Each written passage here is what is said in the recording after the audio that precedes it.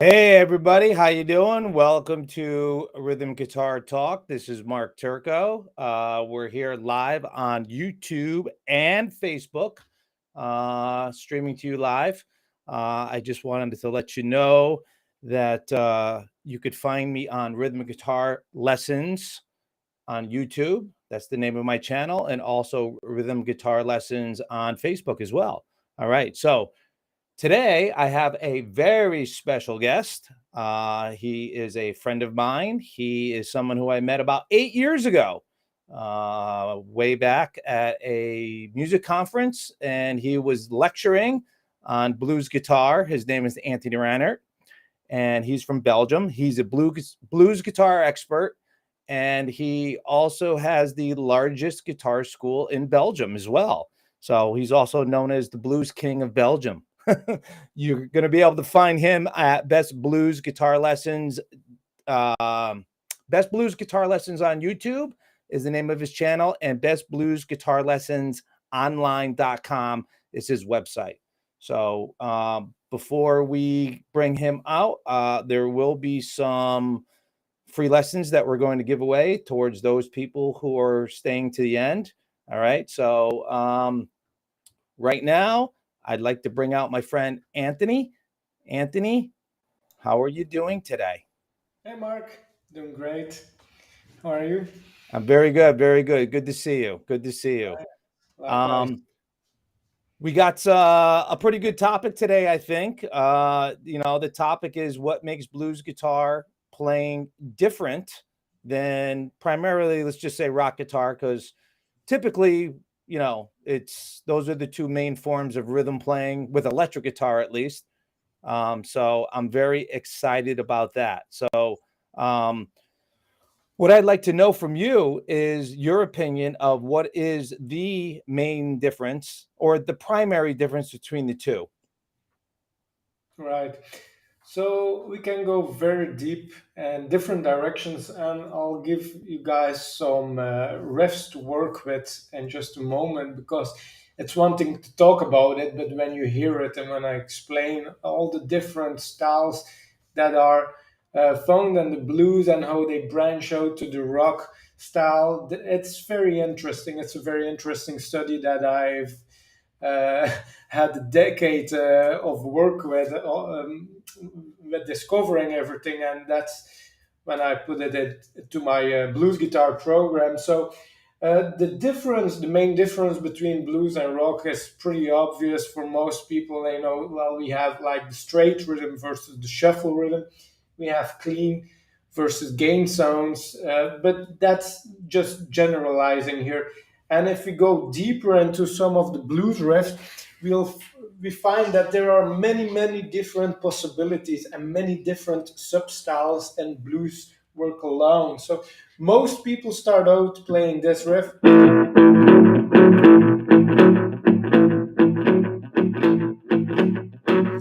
if this is you and you're just getting familiar with this riff, so you probably think by yourself, well, yeah, it's good to know, it's a cool riff. It's just a standard type riff. A lot of people play it, and then we can play it one string lower to form like a 12 bar progression. And then we go back to the A string, to the A riff, and then we have the lower strings riff. So a lot of people play this style of blues, and if you aren't there yet, if you're just starting out with a guitar, like Mark mentioned, I have a decent YouTube channel, so it's getting there. We have like 7K subscribers now, so it's growing at the moment, 7K, and it's growing every day. So one of the last videos there on the channel was about this topic on how to play like blues 12 bar riffs. So if you are new to blues, that's where you want to start. And if you're unfamiliar with like a shuffle rhythm versus a straight rhythm, basically what I played now was the shuffle. And one of the best ways to think about a shuffle rhythm, which is very familiar in blues playing, is played all of the time, and a straight rhythm, which is more familiar in rock rhythm playing, is to think of Morse code. And in Morse code, we have long, short, long, short, which would be the code for like a shuffle riff, because we are playing one long note on this riff and then a shorter note. So it's, this is like the main ingredients that go into the shuffle riff. If you want to play the straight riff, well, it's just long, long. So you play two equally as long notes. So it's like.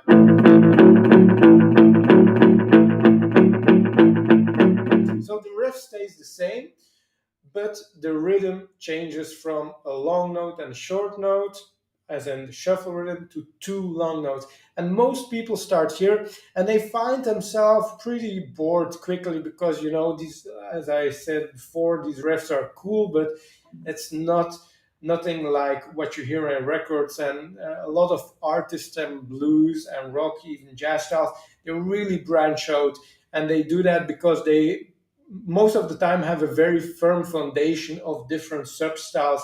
Like they know how to play like a boogie woogie thing also, or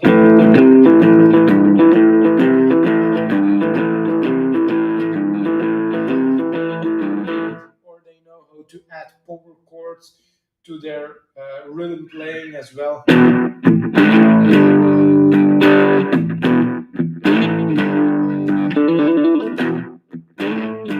all these different sub styles are really important to get under your fingers. And also adding groove to your playing. And there is a lot of to be said about this topic, adding groove. And it's something that's very holistic if you hear about it or read about it. And that's why it's very important to listen to records, to listen to your favorite artists, to discover new artists and the styles you want to learn, and to listen a lot to this.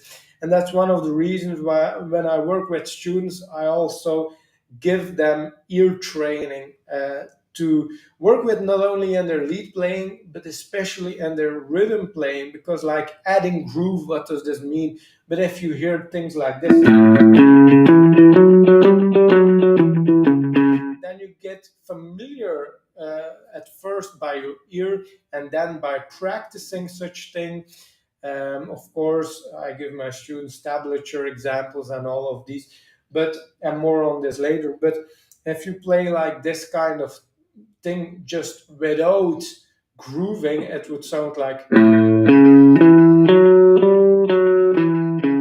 of course, a lot of people start there, and there's nothing really wrong with it. It's where everyone starts, basically, just playing the note, then the next note, like a walking bass type of thing here in this example.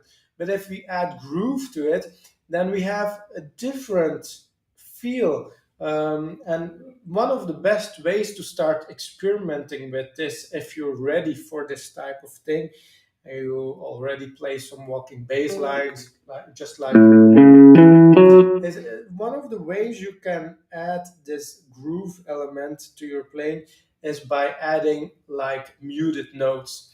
And adding mutes is something that's used a lot, rock and blues as well. Many different styles add these mutes just by placing the fretting hand loosely on the strings. So it sounds like this. Think of everyone's favorite guitar player, Kurt Cobain, and his riff from his breakthrough album, Nevermind. So it's basically, so these are the muting parts if you ever played this riff. But in blues we can play it as well. And then it's more subtle. Like I'm playing a muted up stroke here before playing the note. And then with the second note, the same. And then the third note. And with each note, I start with a muted upstroke.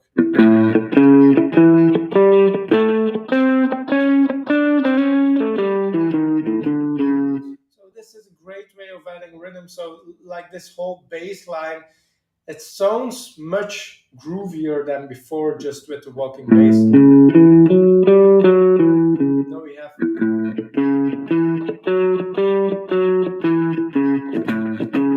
And then if you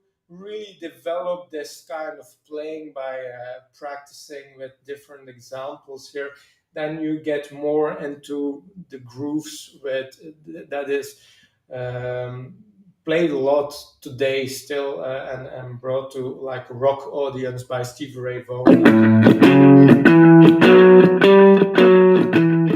And he wouldn't play like riffs like this, but it's just an example of having this muted upstroke here.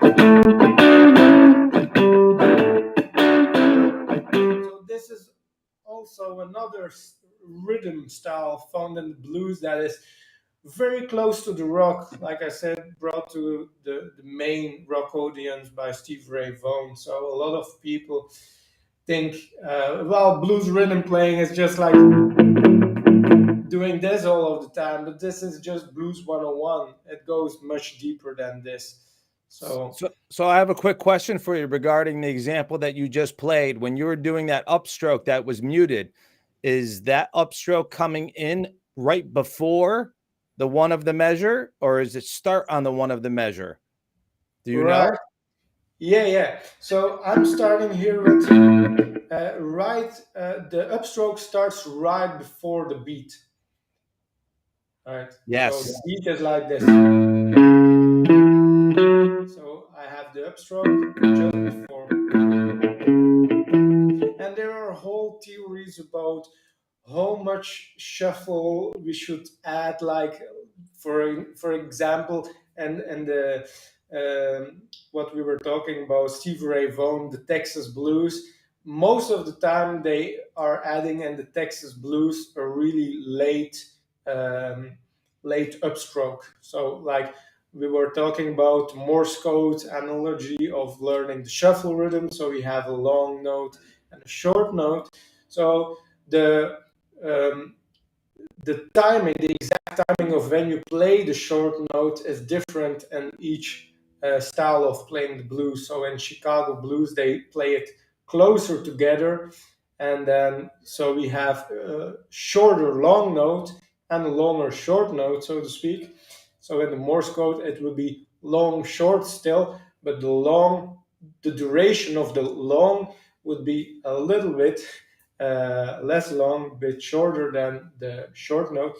And then the Texas blues, it's different. We have like a very late note found as second note, so it's very long first note, and then the second note is very short. So these are all great ways to develop your rhythm playing into like Chicago blues, the Texas blues styles, adding groove to your rhythm, boogie woogie type of playing, and bringing power chords into your playing. And there are many more examples we can talk about, but as you can see, there are many styles found in blues rhythm playing, and you can delve really deep.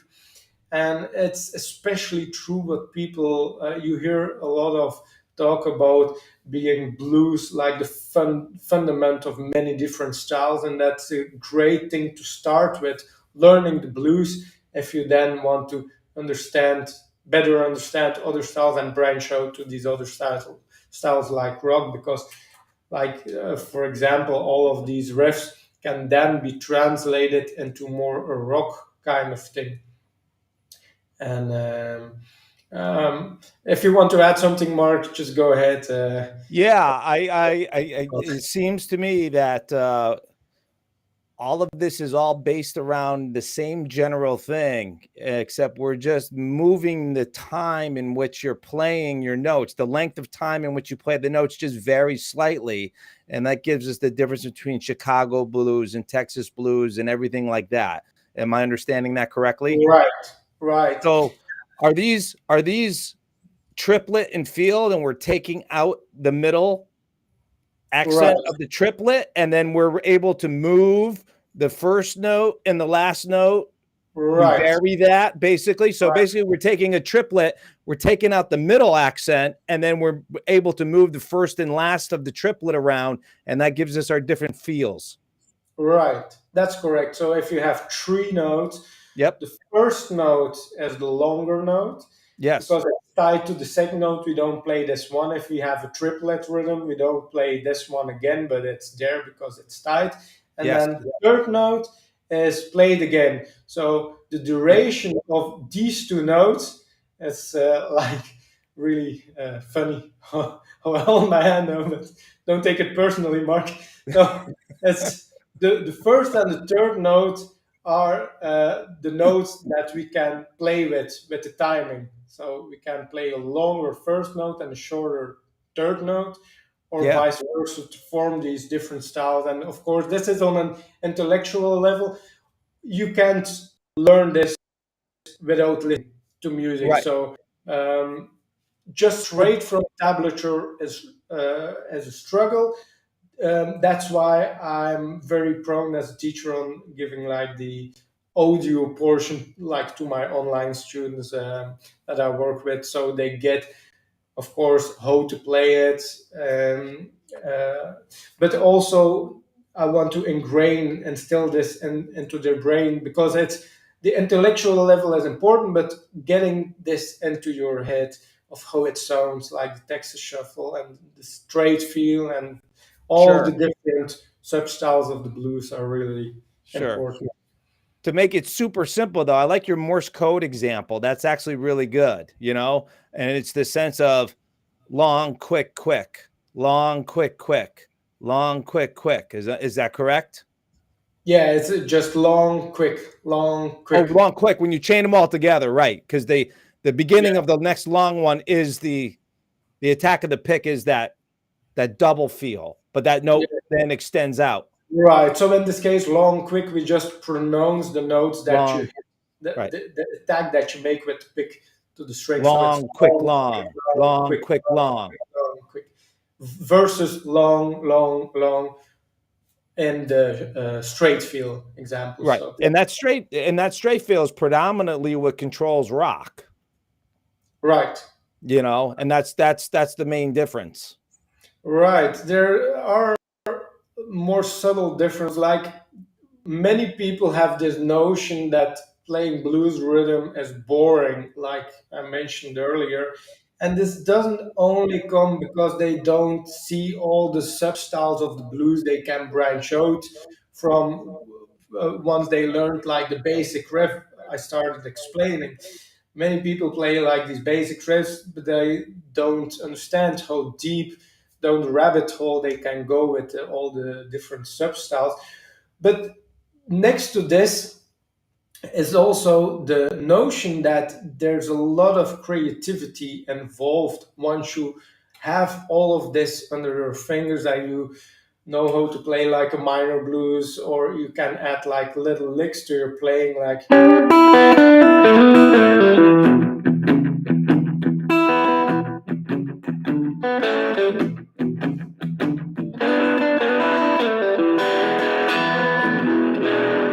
once you are able to play like this kind of thing. Many people just stay stuck in playing the same things over and over because they don't get like and rock based playing there this general notion that there's more creativity, and this isn't really false all the way through, because like many people in blues, they write songs using the 8 bar, the 12 bar or 16 bar format, and this is like a broad generalization. But then we have in the rock, um, people adding more creativity elements to like this blues based playing, if the rock style is based in the blues, which most rock styles are. But even then, like in the middle between blues and rock, we have blues rock. And what's typical in blues rock, that they play straight rhythms as well. So it's leaning a bit more towards the rock styles, but they are adding a lot of creativity to their playing. So they adding like these power chords riffs, or they adding like these groove rhythms or double stops or licks to their playing, and they don't stick to a 12 bar or 8 bar or 16 bar, which are less typical. 12 bar is most typical, found in 80 to 90% of the blues songs. But they branch out to adding more creativity and not sticking to these formats like this 12 bar form. So that's why it's really interesting to not only stick to blues playing, but also look at like blues rock. What are the main elements that go into blues rock? So earlier I played like this.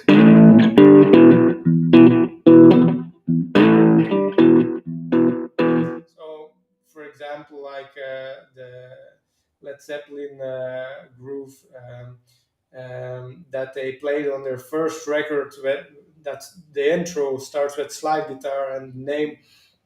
I'm thinking of the name right now, but it's like a very slow blues riff based on power chords. So it's great to also for your own creativity endeavors to start experimenting with as soon as you learn them, and especially once you get all these sub styles under your fingers, you can start to form your own ideas with them, and then even combine different elements. And if you want, we can further talk about combining rock and blues based playing. If you want, or if you want to add something yourself, Mark. Yeah, I mean, it's there's an interesting crossover that happens. I mean, you take somebody like Eddie Van Halen, who isn't necessarily thought of as doing anything in the blues world, but he does have kind of a swing to some of his rhythms, shuffle and swing kind of stuff, and it kind of gets snuck right in there because it's not considered blues, but he does grab elements from shuffles and swings and stuff like that, and he puts it right into Van Halen, and that's why most straight up, I think, rock guys, that's where they get it wrong when they try to play Eddie Van Halen, is that they don't have a firm understanding of a shuffle and a swing, and it really doesn't come across because they're kind of trying to play it straight and it doesn't work. Do you agree? Right, right. So it's always good to listen to different guitarists, and especially like also the blues guys. And if you're not really into blues, you don't of course have to listen to the early blues guys who sound really harsh, like Albert King. He played like these harsh blues licks, like from based on a blues scale or a minor pentatonic scale, like.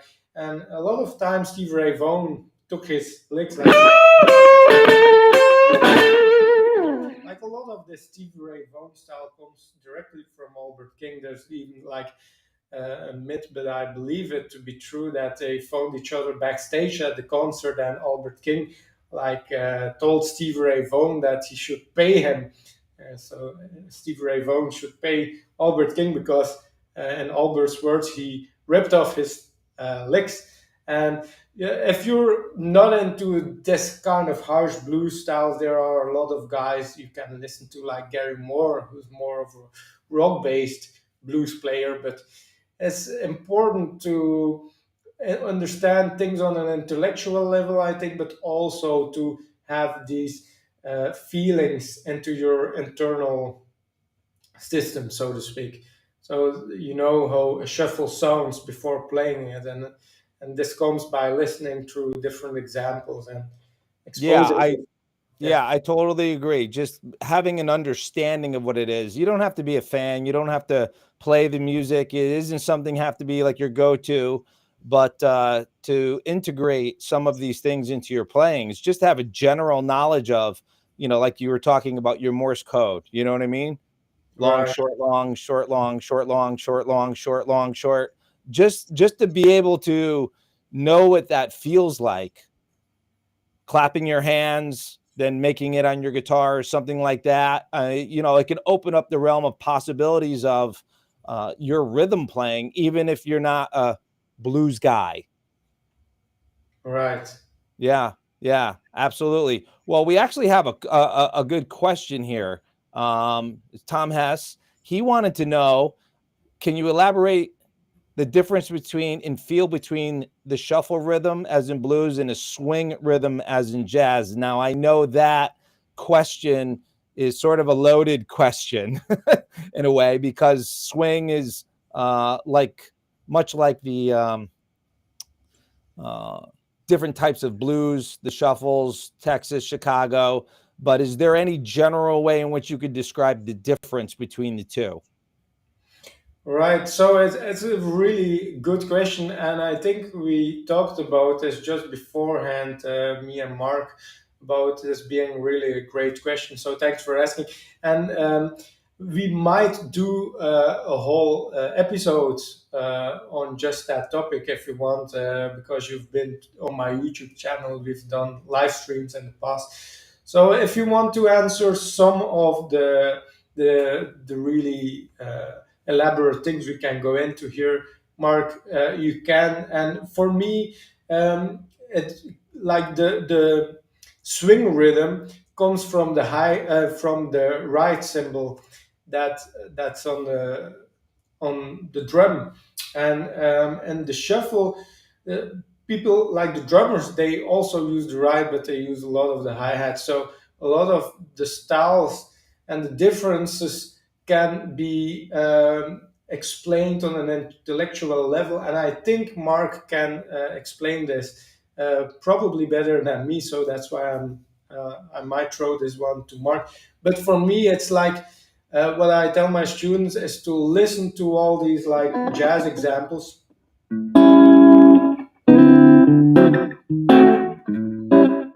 and then also imagine like a drum um, accompanying them, and also listening to like just like straight up, not only backing track, but only also like the jazz drum grooves. Like on YouTube, you can find like this swing feel jazz drummers who played their tracks, and there's also a shuffle feel drum tracks that you can feel, and then trying to play like this type of jazzy chords to it, and these blues jazz progressions essentially is a great practice.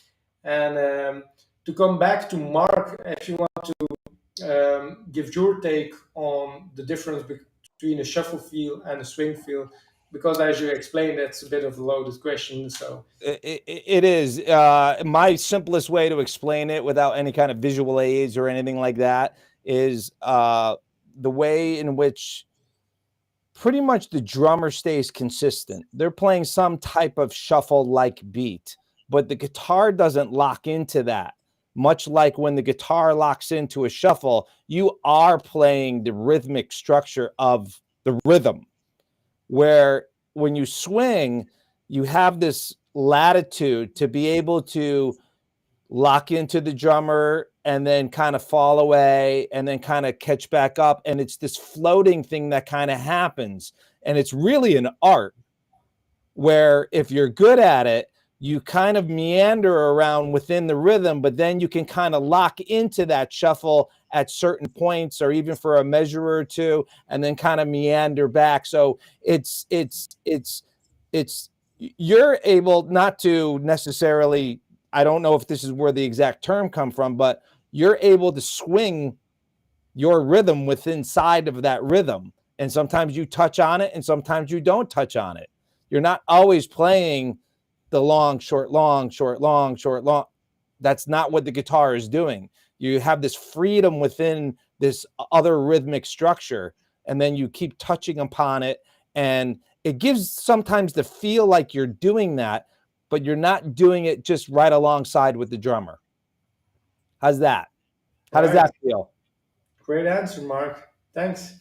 So yeah, one of the things that I work a lot with my work a lot on with my online blues tunes, like this type of accompanying, like comping, working just with like the most important parts of the dominant seven chord, which are basically two notes as a third and a flat seven. So a lot of people in jazz play just these two notes just to accompany like a swing feel kind of groove.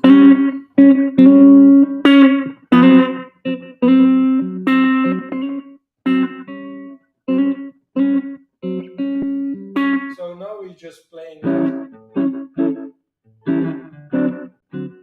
like A7, D7, but only with using those two notes. And with Marcus' reference to the swing feel that you don't always lock on to. It makes sense if you play like this kind of style here to not only play it all of the time like in a shuffle rhythm, because it would sound too much in your face. And it comes, I think, from people in blues. They like to be like the rhythm guitarist is pretty much in your face all of the time, and many different songs. And I know, of course, this is again a generalization here, but in many different songs he is in your face. While in jazz, most of the early jazz started like with these really big bands, and then the guitarist, his role was just fundamentally to lock on to some parts of what was going on, but not to, be like the main rhythm guy all of the time. So it makes sense to not only uh, basically play the shuffle style here like in the jazz style, because otherwise it would sound like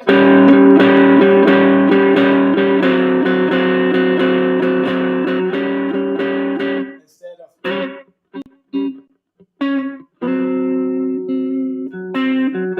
so it's really subtle, the difference. But as you can hear, like, I think Mark, his comment was really on point about the difference between swing and feel.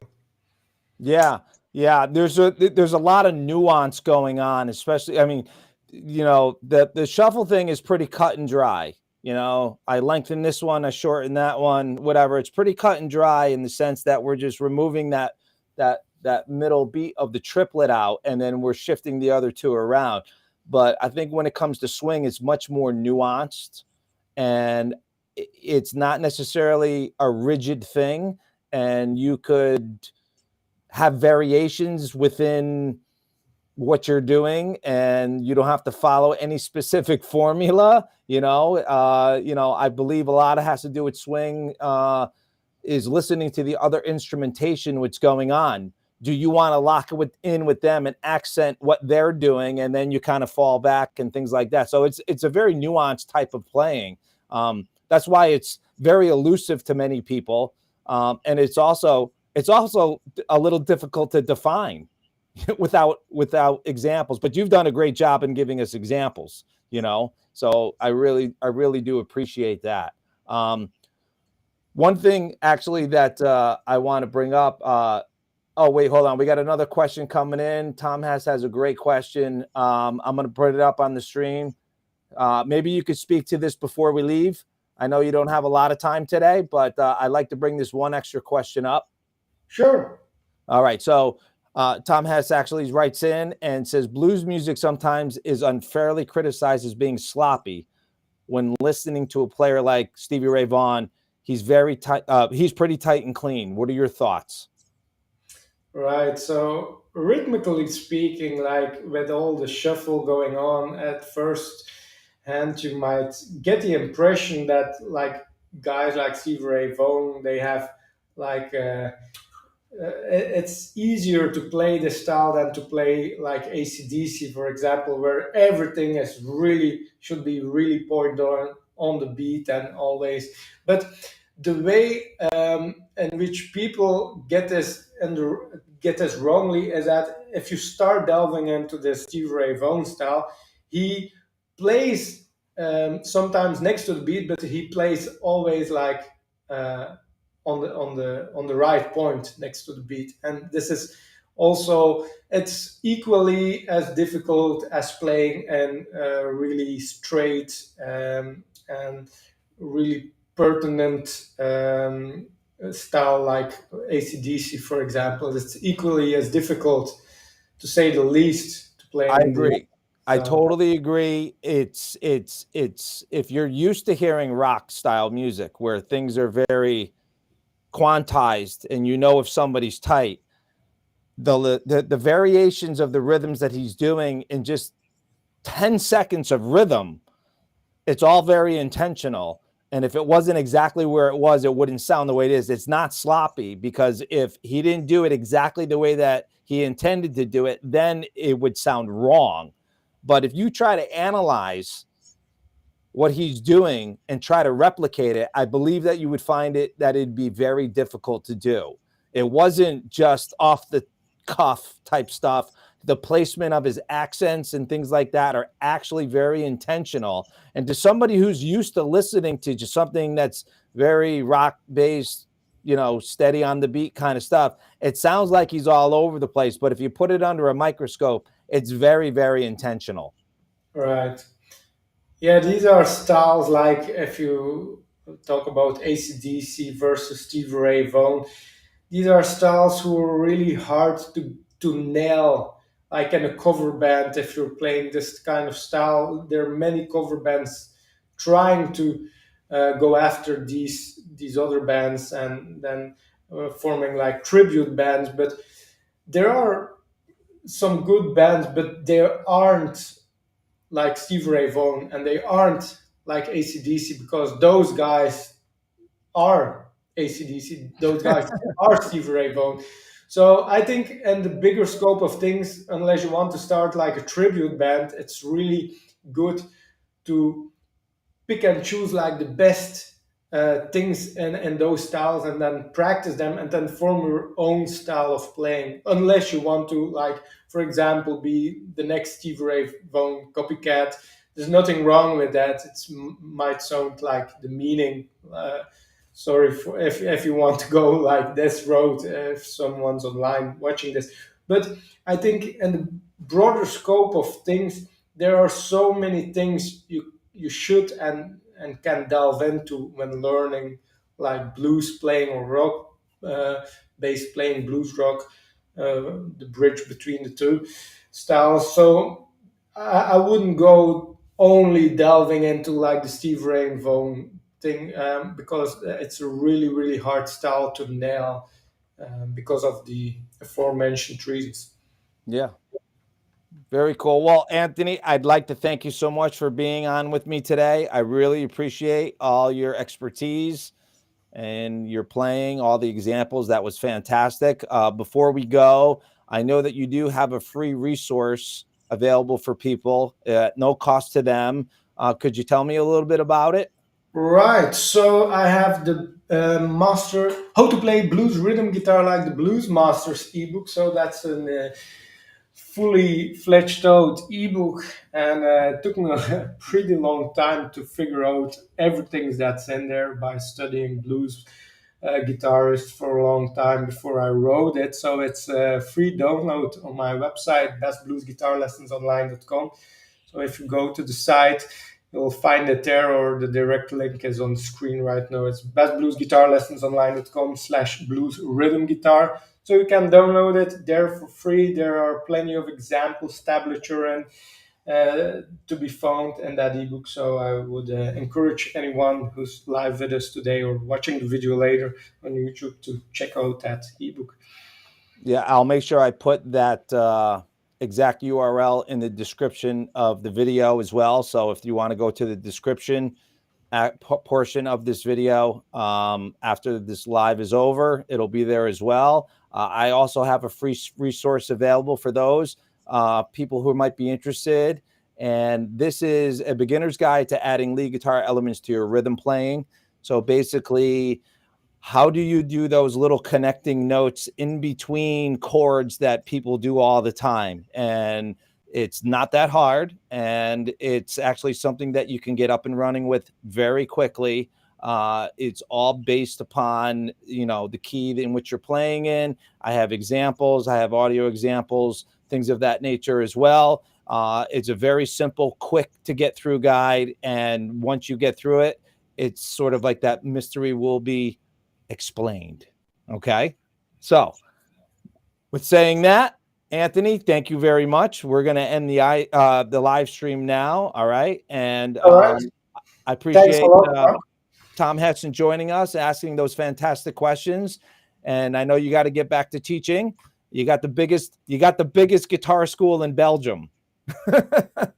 So Right. we need to let you get back to work and creating all those great blues guitar players there in Europe. Yeah, we have different styles and different teachers. We have 4 locations, so It's true. I have to get back to teaching here in my hometown, Austin, but we teach anywhere in the country, basically, like on 4 locations. So, and also with the online lessons on bestbluesguitarlessonsonline.com, if you get the free guide, you get most of the stuff that I played like here and is in tablature, or it's a lot like many of the styles, the sub styles that I teach is mostly online, because a lot of my students here at school are into different styles. So that's why I have the online blues program, the Master Blues Guitar Lessons program, because it's really niche down to the only the blues. Like the rhythm examples that I played before are really fletched out, but it's really personalized. So it's I never teach anyone that something that's too easy or too difficult for them, because like many people go online and then they like go on sites where they just have like thousands of videos, but that just adds to the overwhelm and underwhelm in my opinion. So the thing is that you should also always like learn the best thing for your current level. So if anyone is interested in the blues program, you'll find it there, also on the website bestbluesguitarlessonsonline.com. So thank you, Mark, for being here, and have a great time with teaching as well. Thank you Thanks very for the much. insight. I will very much. Have a great day. You Take care too. now. Take care. Bye. Well, I want to thank Anthony for coming on. I appreciate all of his expertise and knowledge. And I want to thank everybody who's joining me now or in my restreams later. All the descriptions of the links and free resources will be in the description section of this video. Take care, everybody. Have a great day. Bye-bye.